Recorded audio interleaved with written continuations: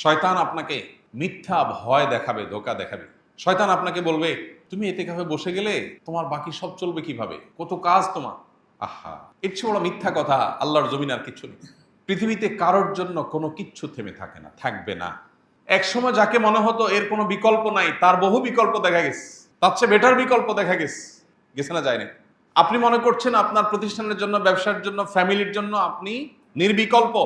আপনার মতো হাজার লক্ষ বিকল্প আল্লাহ প্রস্তুত করে দিতে পারেন। আপনি থেকে যা করতে পারবেন, আপনি না থাকাতে তার চাইতে বেশি হতে পারে। এটা আমাদের চোখের সামনে অহরহ অগণিতবার হচ্ছে, আমরা দেখতে পাচ্ছি। কিন্তু মানুষ বড়ই অকৃতজ্ঞ। আল্লাহ তাআলা বলেছেন এই জন্য যে ইন্নাল ইনসানা লাকাফুর। মানুষ বড়ই অকৃতজ্ঞ। মানুষ চোখের সামনে দেখে, জানে, শুনে, বুঝে, কিন্তু সে নিজের মধ্যে সেটাকে ধারণ করে না, গ্রহণ করে না।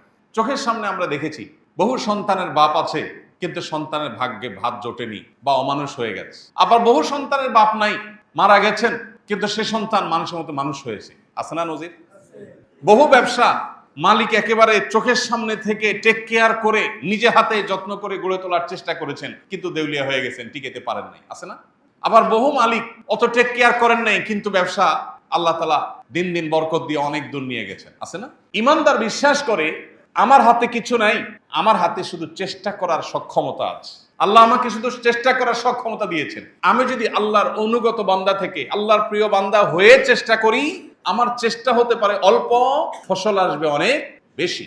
আর আল্লাহর অনুগত না হয়ে যদি আমি চেষ্টা করি, তাহলে সেক্ষেত্রে বাহ্যিক দৃষ্টিকোণ থেকে খোলা চোখে মনে হতে পারে অনেক কিছু অর্জন করেছি, আসলে ভেতরে ফাঁপা এবং ভেতরে কিচ্ছু থাকবে না, অন্তঃসার শূন্য। সে অর্জন কোনো মানে বহন করবে না। এই জন্য রমজানের শেষ 10টা দিন ইতিকাফের জন্য সিদ্ধান্ত গ্রহণ করি। মনোযোগ দিয়ে 10টা দিন, সারা বছরের 355 দিন আপনি ব্যবসা বাণিজ্য, পরিবার পরিজন, বহু বন্ধু বান্ধব, সোসাইটি সার্কেল, সবাইকে সময় দিয়েছেন। 10টা দিন আপনার নিজেকে সময় দেন। মসজিদে চলে আসেন, সম্ভব হলে নেট কানেকশন ডিসকানেক্ট করে ফেলেন এবং একান্ত প্রয়োজনের জন্য মোবাইলটা সাথে রাখেন, হাই হ্যালো কথা, প্রয়োজনীয় কথা সারার জন্য। 10টা দিন মসজিদের পরিবেশে এসে আল্লাহর সাথে একটু কানেক্টেড হওয়ার চেষ্টা করেন। আমাদের মনোযোগগুলোকে নানান দিকে ডাইভার্ট করার জন্য হাজার হাজার আয়োজন শয়তান এবং তার অনুসারীরা আজ করে দিয়েছে। মনোযোগ থাকে না। 10 মিনিট দোয়া তো দূরের কথা, 2 মিনিট দোয়া করলে 5টা কথা মনে আসে, 5 দিকে মন চলে যায়। আপনার কাছে কে যদি ভিক্ষা চায়, আপনারা বললো ভাই ভিক্ষা দেন, এটা বলে মোবাইলটা বাইর করে সে মনে করেন মোবাইল টিপতেছে। কি বলেন? আপনি কি তাকে ভিক্ষা দিতে মন চাইবে? মেজাজটা খারাপ হবে না? আপনি একটা সৃষ্টি মানুষ, আপনার কাছে যখন চাওয়ার সময় সে অন্যমনস্ক হয়েছে, এটা যদি আপনার মনের কষ্টের কারণ হয়, তাহলে আহকামুল হাকিমিন আল্লাহ রাব্বুল আলামিনের দরবারে যখন আপনি দোয়া করছেন, যখন আপনি সেজদা দিচ্ছেন, যখন আপনি নামাজ পড়ছেন, ওই সময় আপনার মনে 30টা কথা মনে আসছে। আপনি অন্য জগতে বিচরণ করছেন, আপনি অন্য জগতে প্রবেশ করে গেছেন। একদিকে বলতেছেন সুবহান রাব্বিয়াল আলা, অপরদিকে আপনার মনে আছে অন্য জিনিস। একদিকে বলছেন আল্লাহ আপনি আমাকে মাফ করে দেন, আপনার মনে আসছে অন্য বিষয়। তাহলে কিভাবে আপনি আশা করেন রব্বে কারীমের কাছ থেকে এই ভাঙাচোরা, এই ত্রুটিপূর্ণ, শতদা বিভক্ত, বহুদিকে মনোযোগ চলে যাওয়া এই দোয়া দিয়ে আল্লাহর কাছ থেকে আপনি মাগফিরাত পাবেন? আল্লাহ আরহামুর রাহিমিন, তিনি চাইলে এই ত্রুটিপূর্ণ দোয়া দিয়েও মাগফিরাত দিতে পারেন। তিনি চাইলে কেউ চাওয়া ছাড়াও তাকে মাফ করে দিতে পারেন, সেটা ভিন্ন বিষয়। কিন্তু দোয়ার তো একটা আদব আছে, দোয়ার তো একটা শিষ্টাচার আছে। এই যে মনোযোগ, এই মনোযোগ আজ সোনার হরিণ হয়ে গেছে।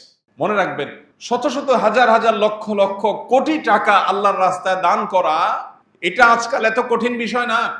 যত কঠিন বিষয় আল্লাহ রাব্বুল আলামিনকে পরিপূর্ণ মনোযোগের সাথে একটু স্মরণ করা। মাত্র 2 রাকাত নামাজ পড়ার চ্যালেঞ্জ দেন, যে 2 রাকাত নামাজ পড়বো, একটি বারের জন্য আল্লাহ ছাড়া, আখিরাত ছাড়া অন্য কোনো কিছু মাথায় আসবে না। চ্যালেঞ্জ গ্রহণ করেন, দেখেন পারেন কিনা। Not easy. 10-20 লাখ 50 লাখ টাকা দিয়ে দিতে পারে, কারোর কাছে পয়সা আছে। গরিব যার কাছে, তার কাছে যা আছে সবই দিয়ে দিতে পারে। মনে সে উৎসাহ আসছে, জোশ আসছে, দিয়ে দিছে। এটা যতটা সহজ, পরিপূর্ণ মনোযোগের সাথে আল্লাহর ইবাদত এত সহজ না। মনে রাখবেন, শয়তান যে জিনিসটাকে যত কঠিন করে ফেলে, বুঝতে হবে ওই জিনিসটা তত ইম্পর্টেন্ট, তত গুরুত্বপূর্ণ। আমাদের ইবাদতের মনোযোগ নিয়ে ফেলছে। রমজানের শেষ 10টা দিন যদি আমরা ইতিকাফে বসার নিয়ত করতে পারি, অন্য সমস্ত মনোযোগ বিনষ্টকারী বিষয়গুলোর সাথে সম্পর্ক কাট করে, ছিন্ন করে যদি আমি বসার চেষ্টা করতে পারি, অন্তত ইবাদতে, আল্লাহর স্মরণে, দোয়ায় মনোনিবেশ করার, মনোযোগ দেওয়ার, ফোকাস ধরে রাখার এই প্রচেষ্টায় আমি ফিরতে পারি। আমি অন্তত এই 10টা দিন ট্রেনিং করতে পারি। যেটা আমার পরবর্তী জীবনে, রমজান পরবর্তী সময়ের জন্য হয়তো ফলপ্রসূ হবে। চেষ্টা করা যাবে তো ইনশাআল্লাহ? ভাইরা আমার, দুনিয়ার অনেক স্বাদ তো আমরা আস্বাদন করি। আল্লাহর কাছে রোনাজারির, কান্নাকাটির, চোখের পানি ফেলার, দোয়া করার এক অভূতপূর্ণ স্বাদ আছে। আপনার পরম প্রিয় আপনজনের সাথে কথা বলার, আড্ডা দেওয়ার একটা মজা আছে, জানি। কিন্তু আপনি কি জানেন, আপনার রব সৃষ্টিকর্তার সাথে আড্ডা দেওয়ার, রবের সাথে মোনাজাত করার, মোনাজাত মানে দুই হাত তোলা না, শুধু দুই হাত তুলবেন, দুই হাত তুলে আল্লাহর কাছে বলবেন, চাইবেন, ইফতারের আগে সব পশা রেডি আস, 10 মিনিট আগে, 5 মিনিট আগে বলবেন, যা যে অবস্থা আছে এইভাবে থাক, আজকে শরবত একটা হয় না, হবে না, চলে আসো। সবাইকে নিয়ে আল্লাহর কাছে দুহাত তুলে দোয়া করেন, ভোর রাতে তাহাজ্জুদে দোয়া করেন, নামাজের পরে দোয়া করেন, যখন সুবিধা আসবে তখন আল্লাহর কাছে একটু চান। আল্লাহকে ডেকে ডেকে আপনি এক একটা গুনাহের কথা স্মরণ করে আল্লাহর কাছে মাপ চান। পৃথিবীর কোনো মানুষের কাছে কোনো অপরাধ স্বীকার করলে আপনার কখনো ভালো লাগবে না, আপনার অস্বস্তি লাগবে। একটি মাত্র জায়গা আছে, যে জায়গায় আপনি অপরাধের কথা স্বীকার করলেও আপনার ভালো লাগায় কাজ করবে, সেটা হলো আল্লাহর সাথে কথা বলা। আল্লাহকে যদি বলেন চোখের পানি ফেলে, আল্লাহ কত গুনাহ করেছি, তুমি যদি মাফ না করো, আমার যদি জাহান্নামে যেতে হয়, তাহলে এটা আমার জন্য হবে ভয়াবহ পরিণাম, আল্লাহ তুমি আমাকে মাফ করে দাও। আপনি দেখবেন আপনার জীবনের সবচেয়ে উপভোগ্য সময় সেটা পার করবেন যে সময়টুকুন পূর্ণ মনোযোগের সাথে আল্লাহর সাথে কথা বলতে পেরেছে। এই জন্য রমজানে আল্লাহর সাথে কথা বলার চেষ্টা করবো তো ইনশাআল্লাহ। বিশেষ করে দুটি সময়, দিন রাত 24 ঘন্টার যখনই সুযোগ পাবো তখন তো করবোই। দুটি সময় স্পেশালি, একটা হলো ইফতারের আগে, আর একটা হলো ভোর রাতে তাহাজ্জুদের সময়। এই যে আমরা তারাবি পড়ি, বেশিরভাগ মানুষই বুঝি না হাফেজ সাহেব কি বলছেন, কিন্তু আমি যদি নিয়াত করি যে আমার কান দিয়ে পরিপূর্ণ মনোযোগের সাথে আল্লাহর কালাম আমি ভেতরে প্রবেশ করাচ্ছি, মনে রাখবেন এটা একটা কমপ্লিট স্পিরিচুয়াল ট্রিটমেন্ট পদ্ধতি, আপনার আধ্যাত্মিক রুহানি ট্রিটমেন্ট, শেফা এই কোরআন তেলাওয়াত শোনার মধ্য দিয়ে হবে। আপনার কাজ হলো শুধু পরিপূর্ণ মনোযোগের সাথে শোনা। এর মধ্য দিয়ে সারা বছরের আপনার চলার জন্য যে রসদ দরকার হয়, রুহানি আধ্যাত্মিক শক্তির দরকার হয়, যে স্পিরিচুয়ালিটির দরকার হয়, সেটা আপনি আহরণ করতে পারেন। এই জন্য ভাই, দরকার তারাবিতে মনোযোগ, দরকার দোয়ায় মনোযোগ, দরকার আল্লাহর প্রতি মনোনিবেশ, দরকার আল্লাহর জন্য চোখের পানি ফেলা। আমরা কেউ এমন আছি যে এটাই হলো আমার জীবনের শেষ রমজানের সুযোগ।